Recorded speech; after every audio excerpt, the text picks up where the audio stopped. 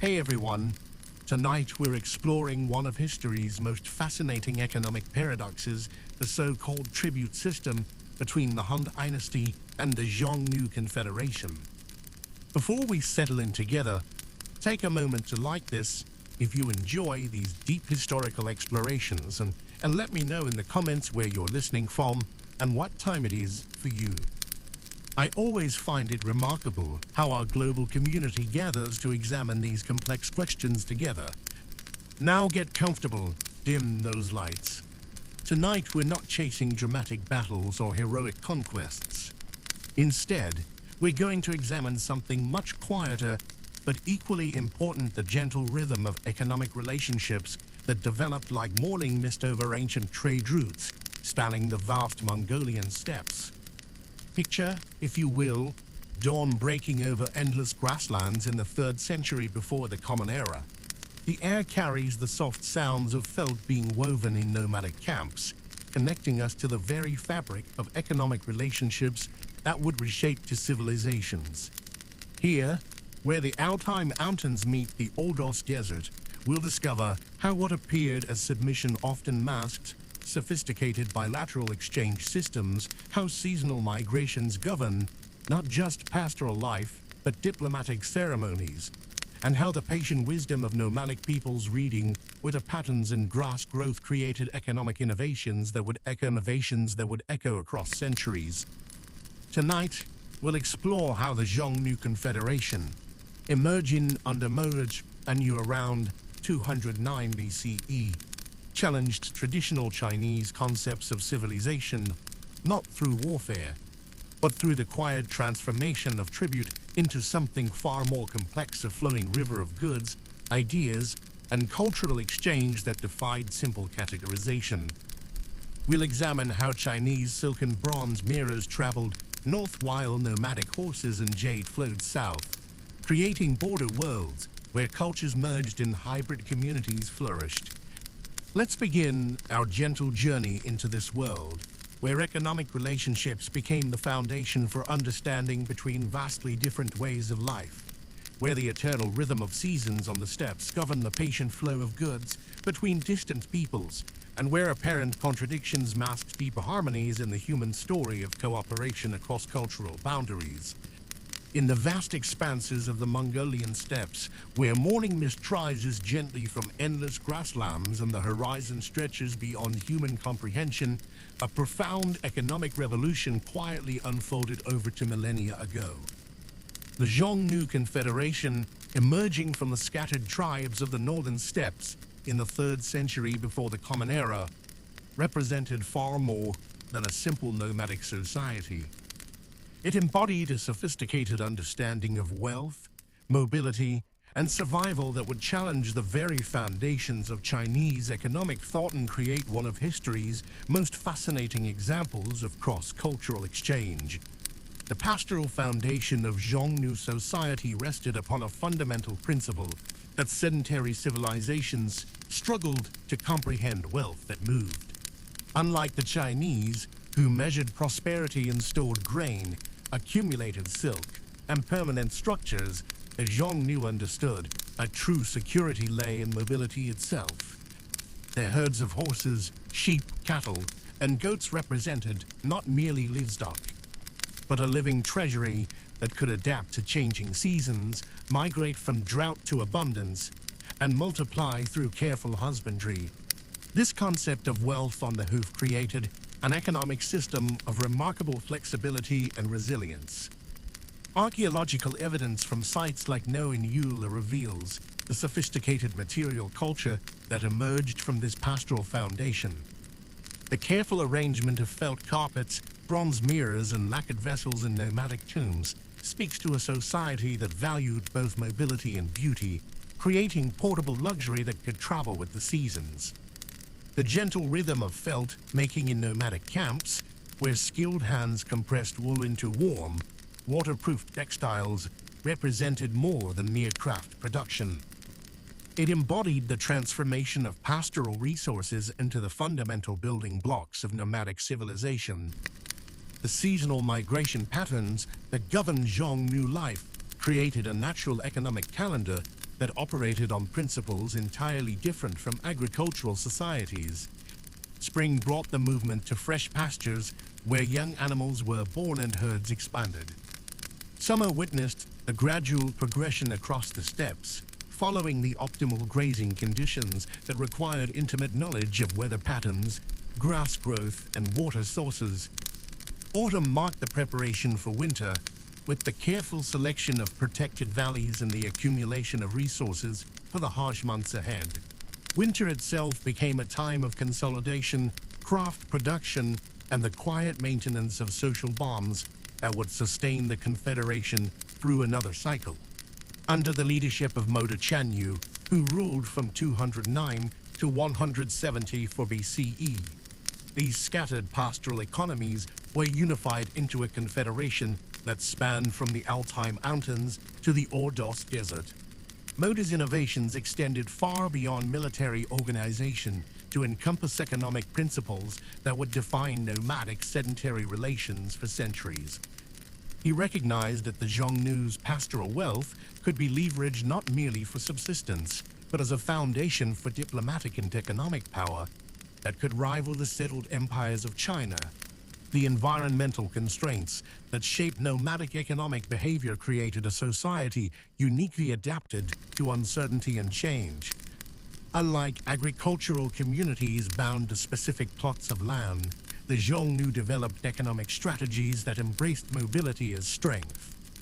Droughts that might devastate sedentary populations became opportunities for migration to better conditions. Harsh winters that could destroy fixed settlements were weathered through the accumulated wisdom of generations who understood how to preserve both human and animal life through careful resource management. This pastoral foundation created a society where individual wealth was measured not in permanent possessions, but in the quality and quantity of one's herds, the skill of one's horsemanship, and the network of relationships that provided security across the vast steppes. The gentle sounds of animals moving across grasslands, the patient work of herders guiding their charges to optimal grazing, and the quiet satisfaction of successful adaptation to seasonal changes formed the economic heartbeat of Xiongnu civilization. The Confederation's economic success lay not in the accumulation of static wealth, but in the dynamic management of resources that could respond to opportunity and challenge with equal facility.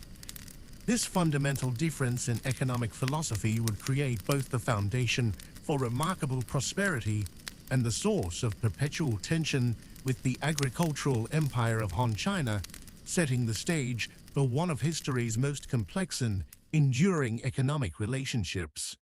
The morning mist that settled over the ancient borderlands between the Han Empire and the Xiongnu Confederation carried with it more than moisture from distant rivers. It bore the weight of a profound paradox that would reshape how we understand the delicate dance between power and exchange, between the appearance of submission and the reality of mutual dependence. In the quiet hours before dawn, when the first caravans began their slow journey across the threshold between two worlds, the very nature of what the Chinese called tribute revealed itself to be something far more complex and nuanced than the imperial records would suggest. The Chinese concept of Tenochtitlan, a literally all under heaven, painted a picture of universal order, with the Son of Heaven at its center, receiving the grateful submission of barbarian peoples who recognize their place in the cosmic hierarchy.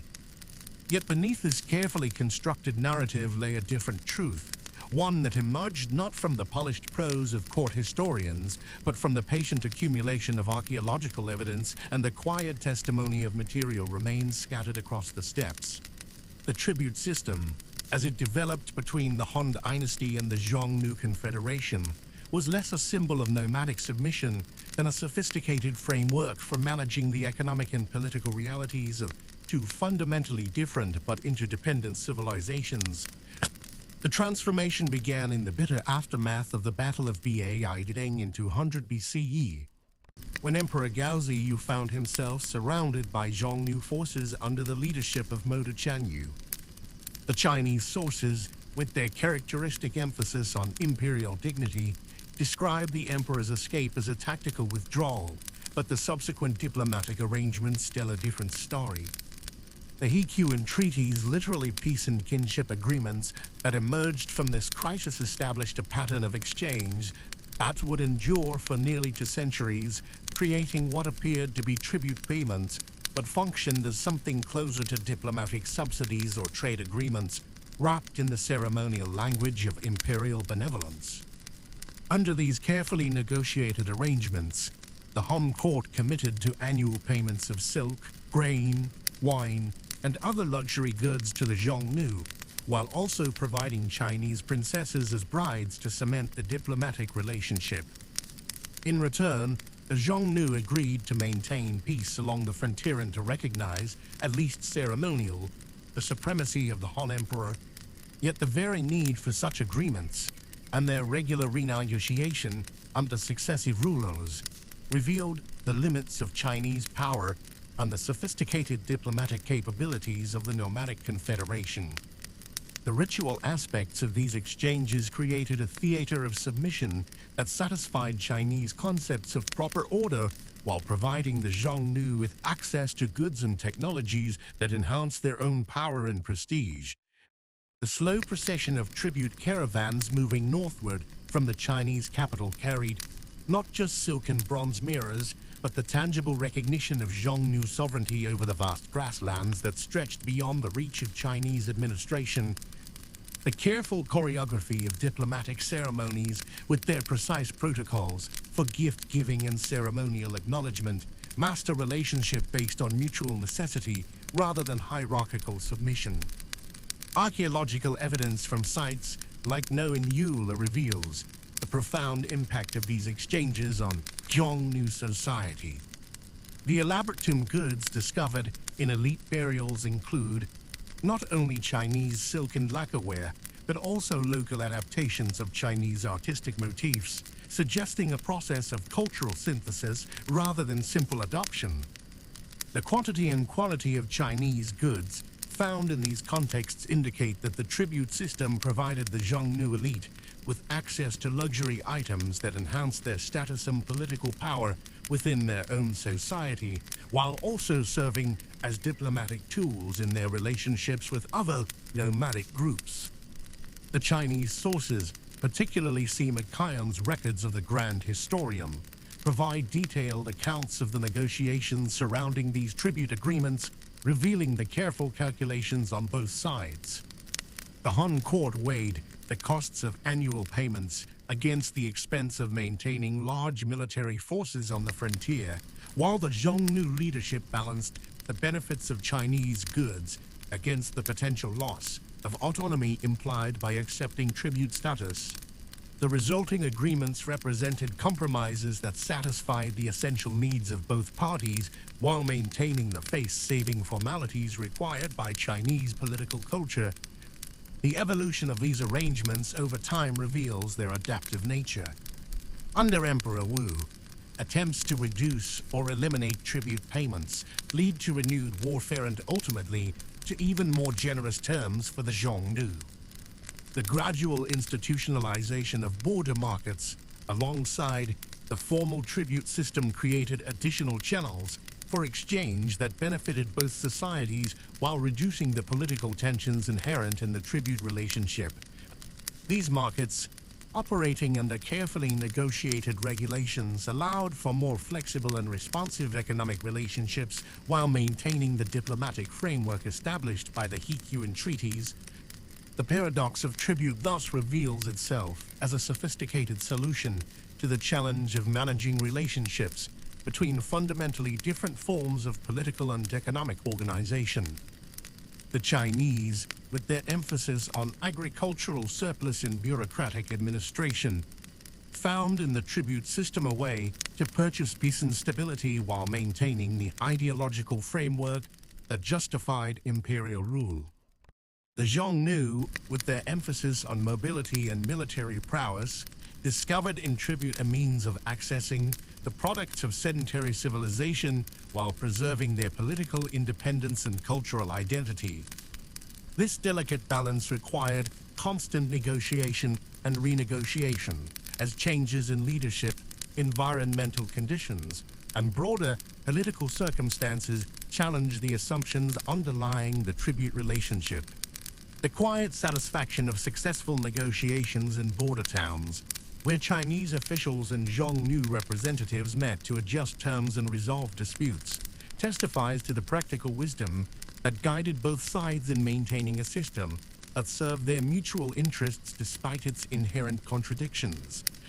The mechanics of exchange between the Han Dynasty and the Xiongnu Confederation unfolded with the patient rhythm of seasonal migrations, creating a complex web of goods, routes, and relationships that sustained both civilizations for over 2 centuries. Like the gentle flow of mountain streams converging into mighty rivers, individual transactions accumulated into vast networks of commerce that connected the grasslands of Mongolia with the fertile valleys of China.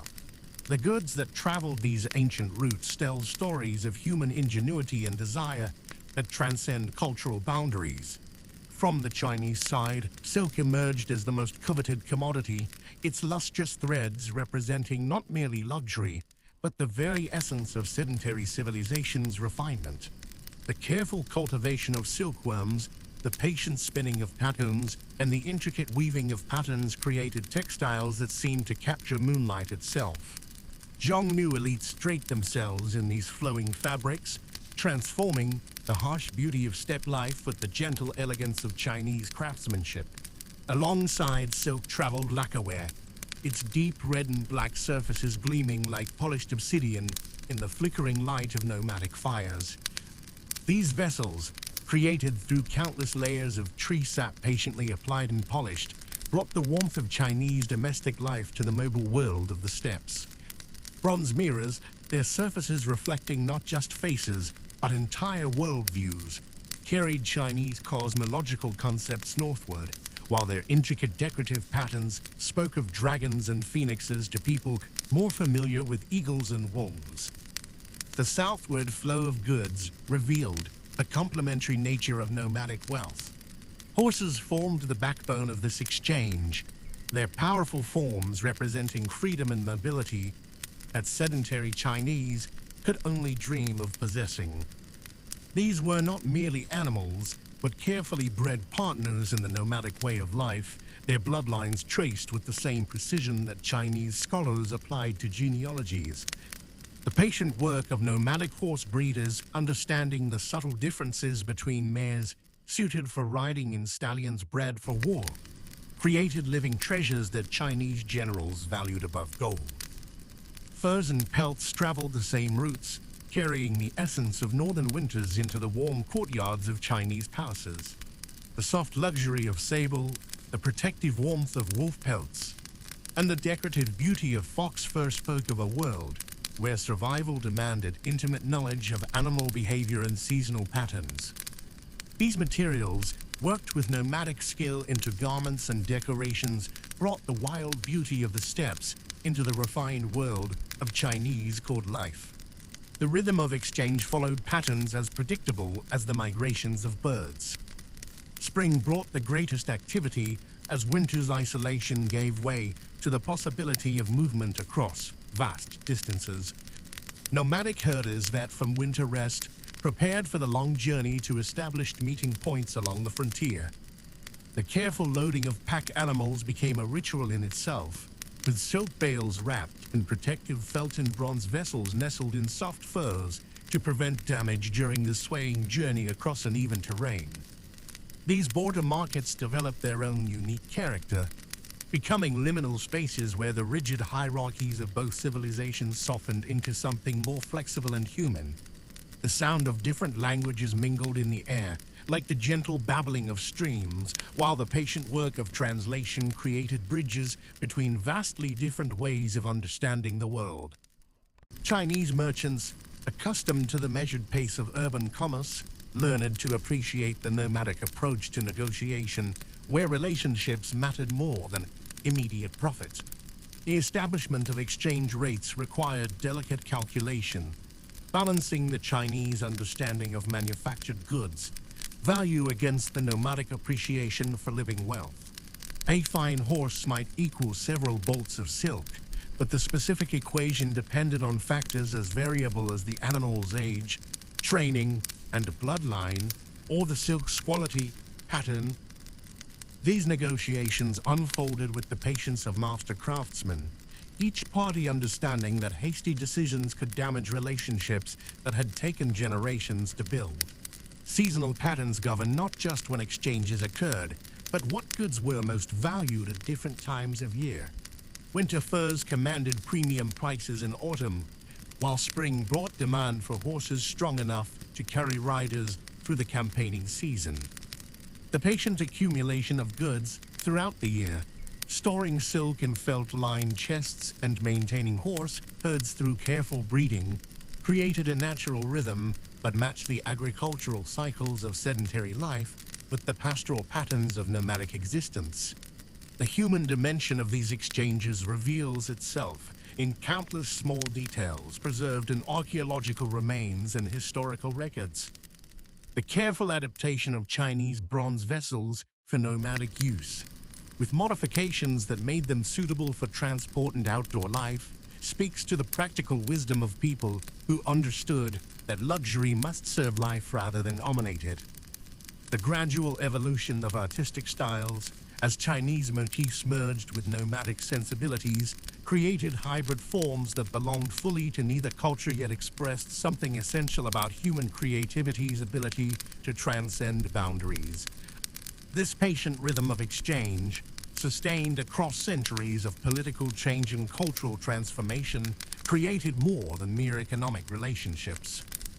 It wove together the destinies of two civilizations, creating patterns of interdependence that would influence the development of Eurasian trade networks for millennia to come.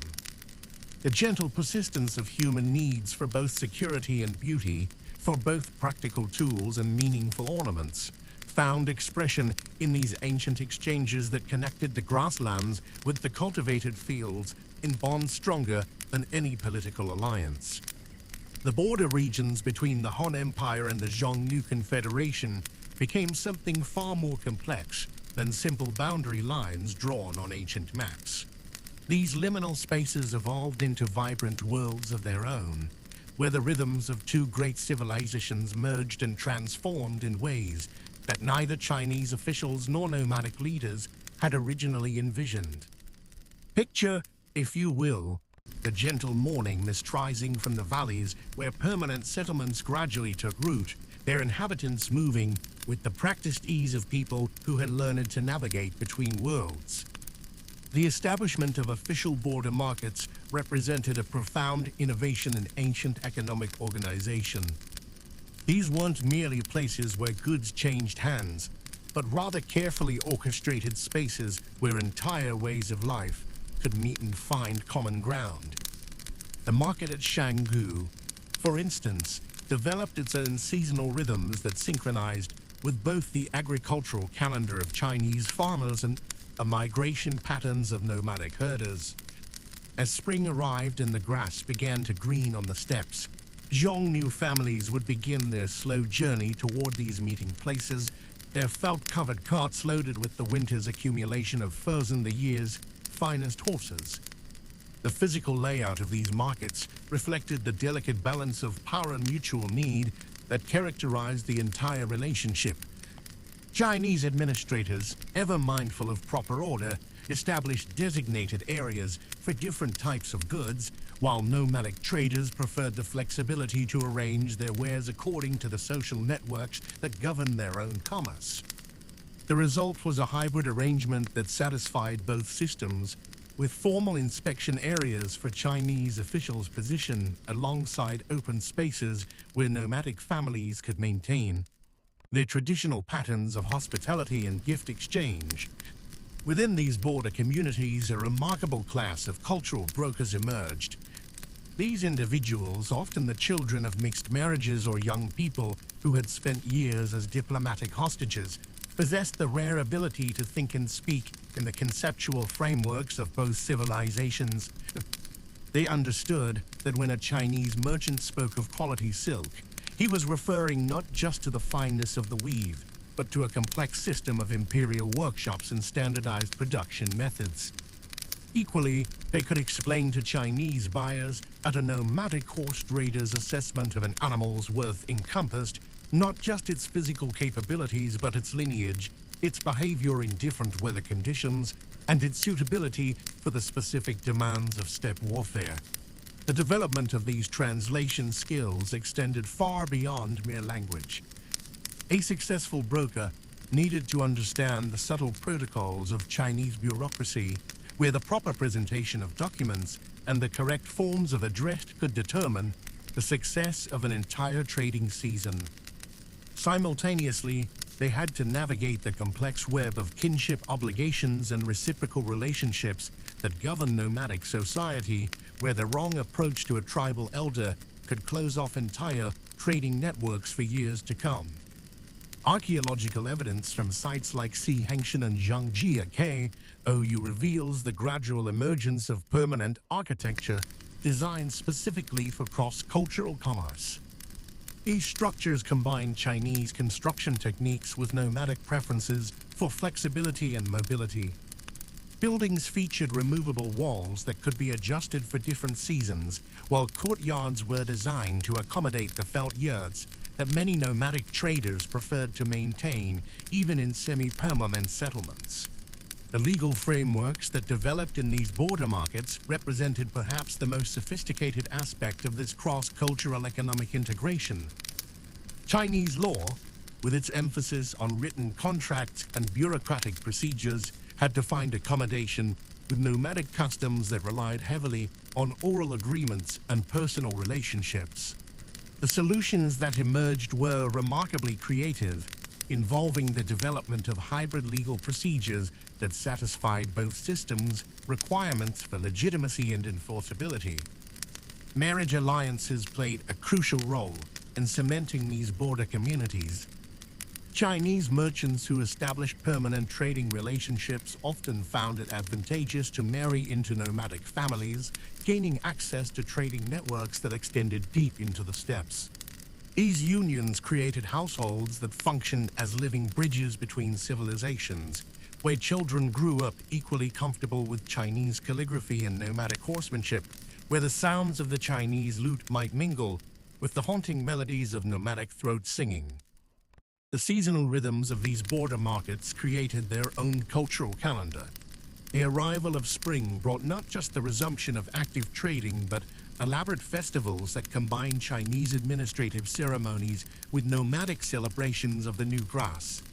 These events served multiple purposes, allowing officials to inspect trading credentials, nomadic leaders to renew social bonds, and merchants from both sides to negotiate the terms that would govern the coming year's exchanges. As these communities matured, they began to develop their own distinctive material culture. Pottery combined Chinese glazing techniques with nomadic decorative motifs, while textile production incorporated Chinese silk weaving methods with traditional nomadic patterns and colors. The result was a unique aesthetic that belonged fully to neither civilization, while drawing strength from both. The children who grew up in these border worlds often found themselves serving as the next generation of diplomatic intermediaries. Their bilingual abilities and bicultural understanding made them invaluable to both Chinese administrators and nomadic leaders, creating a hereditary class of cultural specialists whose skills became increasingly sophisticated with each generation. These individuals carried within their very persons the living proof that the seemingly vast differences between settled and nomadic life could be bridged through patience, understanding, and mutual respect. The quiet dignity of diplomatic ceremony unfolded like morning mist across the steppes, revealing the profound economic dimensions that lay beneath the surface of Hanzhongnu relations. In the careful choreography of gift exchange, hostage arrangements, and marriage alliances, we discover not merely political theater, but a sophisticated system of economic partnership that bound to vastly different worlds, together through the patient threads of mutual benefit and calculated generosity. The economics of diplomacy between the Han Dynasty and the Xiongnu Confederation operated on principles that transcended simple monetary calculation. When Chinese envoys arrived at the Chan Yu's court, their silk-wrapped gifts carried more than symbolic meaning. They represented carefully calibrated investments in political stability that yielded dividends measured not in gold, but in the peaceful flow of trade in the absence of costly military campaigns. The gentle rustle of silk banners in the steppe wind negotiations, where luxury goods served as both currency and contract, binding agreements through the tangible weight of reciprocal obligation. Consider the patient selection process that preceded each diplomatic mission. Chinese court officials would spend months cataloging appropriate gifts, weighing the political implications of each bronze mirror, each bolt of silk, each piece of lacquerware. These weren't mere presents, but economic instruments designed to communicate respect while demonstrating the Han dynasty's productive capacity. The Xiongnu, in turn, understood this language of material diplomacy, responding with their own carefully chosen offerings of horses, furs, and precious stones that spoke to their mastery of the steppe's resources. The institution of hostage exchange reveals perhaps the most sophisticated aspect of this diplomatic economy. Young nobles from both societies crossed cultural boundaries not as prisoners but as living investments in future peace.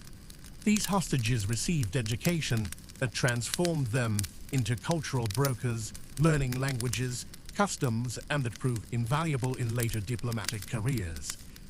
The quiet halls of Chinese academies echoed with the voices of young Xiongnu princes learning to write Chinese characters, while in felt-lined yurts, Chinese hostages absorbed the subtle rhythms of pastoral life and the complex social hierarchies that govern nomadic society.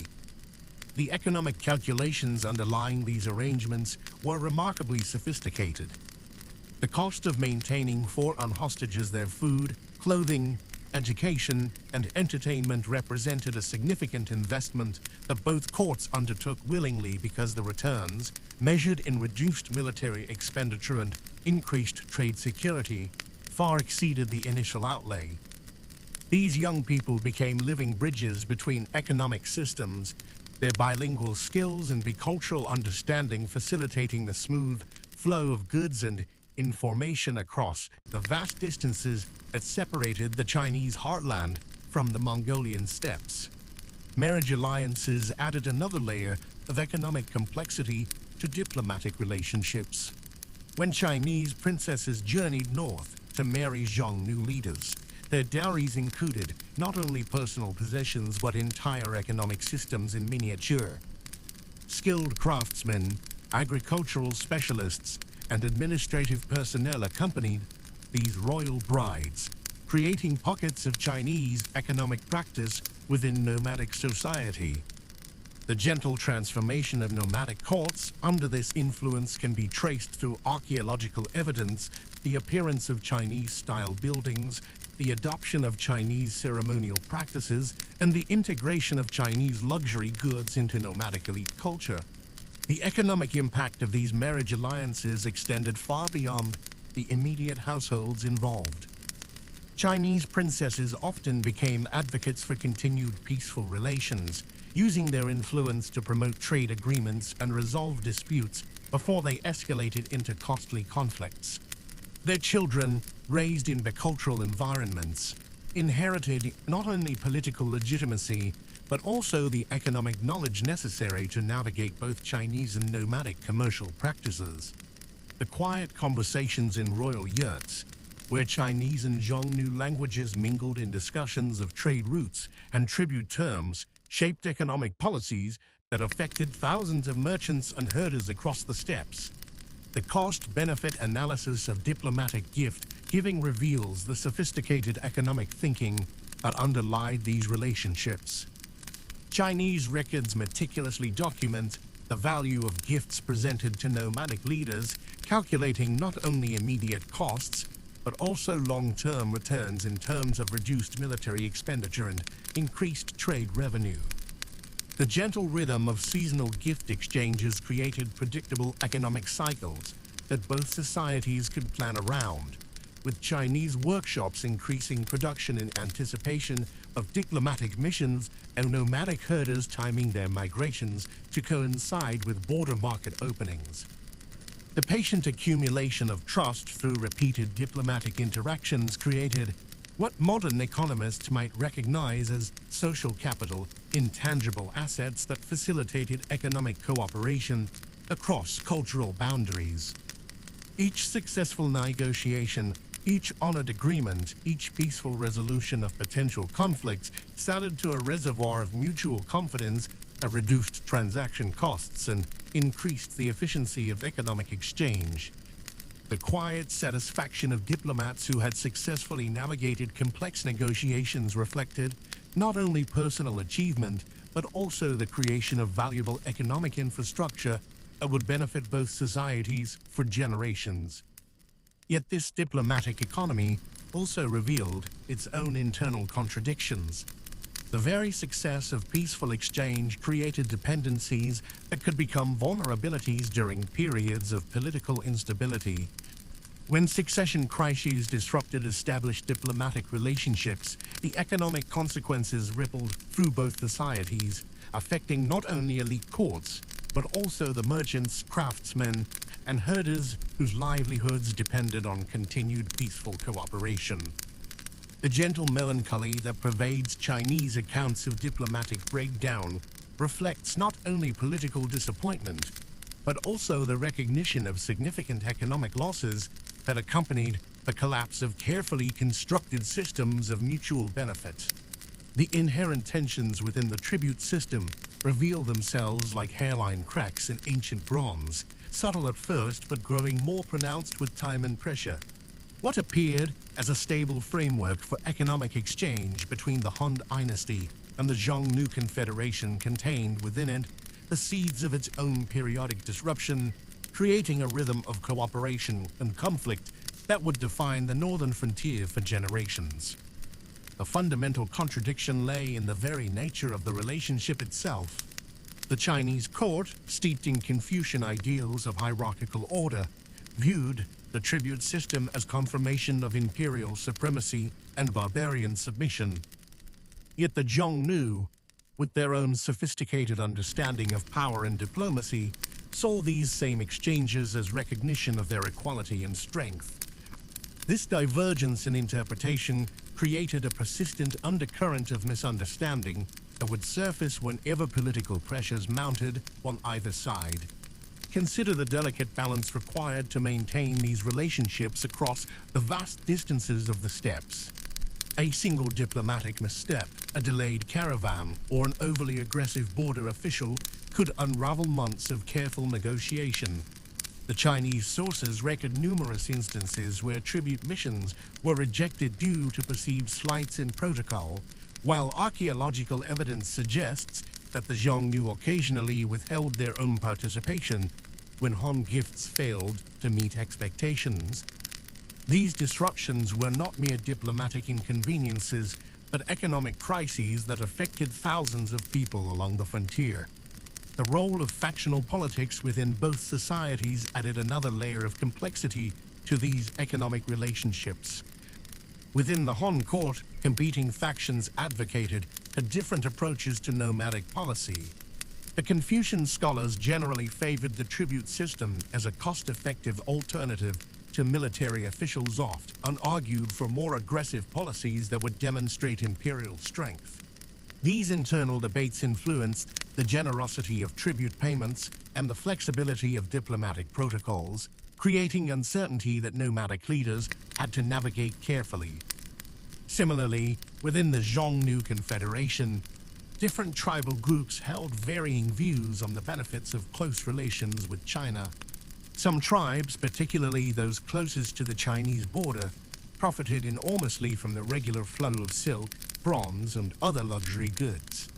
Others, dwelling in the remote northern reaches of the steppes, saw little direct benefit from these exchanges and occasionally advocated for more aggressive policies that might yield greater immediate rewards through raiding rather than patient diplomacy. The environmental factors that shaped nomadic life also created periodic disruptions in the economic relationship. Harsh winters that decimated herds, droughts that forced migrations into Chinese territory, or unusually wet seasons that altered traditional grazing patterns all had the potential to upset the delicate balance of the tribute system. When nomadic communities faced genuine hardship, the regular tribute payments from China became not just diplomatic courtesy, but economic necessity, creating pressures that could overwhelm the established protocols. The succession crises that periodically affected both societies proved particularly disruptive to economic relationships.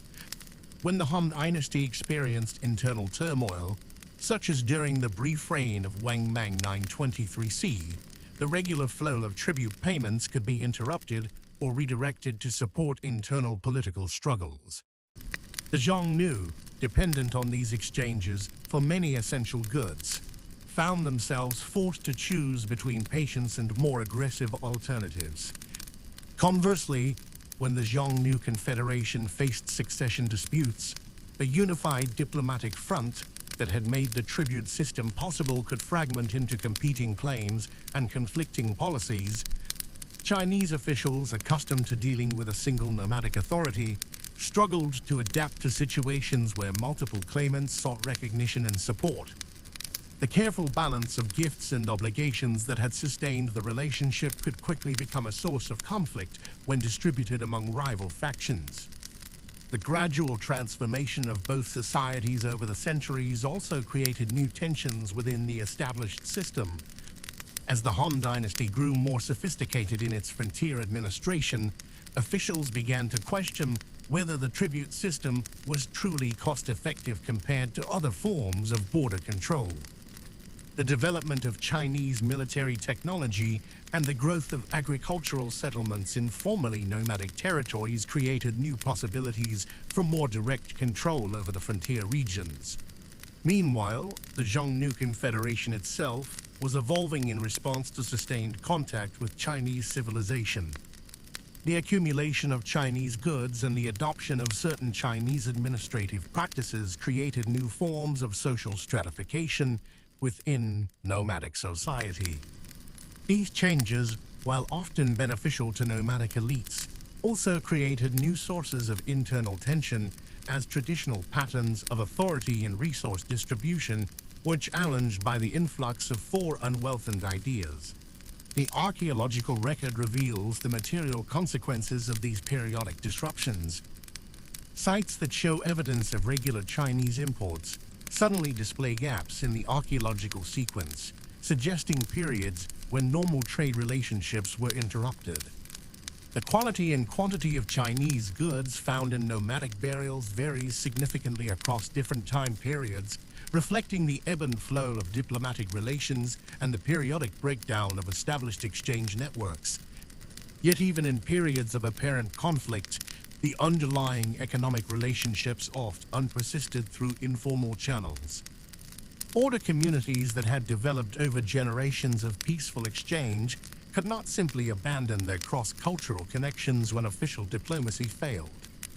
The patient work of cultural brokers, bilingual merchants, and intermarried families provided continuity that transcended the political tensions of their respective governments. These contradictions and tensions, rather than representing failures of the tribute system, reveal its fundamental humanity. Like all human institutions, it was subject to the pressures of changing circumstances, competing interests, and the inevitable misunderstandings that arise when different cultures attempt to work together. The remarkable aspect is not that these tensions existed, but that they were so often resolved through patient negotiation rather than persistent warfare. The gentle transformation of nomadic society through sustained contact with Chinese material culture reveals itself most clearly in the quiet corners of archaeological sites, where fragments of silk still cling to bronze ornaments and lacquered wood bears the patient marks of nomadic craftsmen's adaptations. In the tomb complexes of No in Yula, discovered in the early 20th century along the banks of Manga River, we find evidence of a profound cultural metamorphosis that unfolded not through dramatic conquest, but through the slow, persistent influence of beautiful objects moving across vast distances. The archaeological record speaks in whispers of transformation. Chinese silk, once reserved for the imperial court, became the preferred burial shroud for Xiongnu nobles, its lustrous threads carefully preserved in the frozen ground for 2 millennia. Yet these were not mere copies of Chinese fashion. Nomadic weavers and seamstresses, working by the light of felt-covered dwellings, adapted the flowing lines of Chinese robes to accommodate the practical needs of horseback life. They shortened hems, reinforced seams, and added the distinctive geometric patterns that spoke of steppe aesthetics, even while embracing foreign luxury. The transformation extended beyond clothing into the very conception of wealth and status. Traditional nomadic society had measured prosperity in the movement of herds, the quality of horses, and the skill of riders. The introduction of Chinese prestige goods created new categories of value that existed alongside, rather than replacing these ancient measures. A Xiongnu chieftain might still judge his wealth by the number of horses in his herd, but he would also display his power through the possession of Chinese bronze mirrors, their polished surfaces reflecting not just light, but the complex web of relationships that brought such treasures to the steppes. The quiet workshops of nomadic craftsmen became laboratories of cultural synthesis. Archaeological evidence reveals the patient work of metalworkers who studied Chinese techniques for creating bronze vessels, then adapted these methods to produce objects that served nomadic needs while maintaining Chinese aesthetic principles. Belt plaques, essential elements of nomadic dress, began to incorporate Chinese motifs of dragons and phoenixes, but these mythical creatures were transformed through nomadic artistic vision into forms that spoke of both cultures simultaneously.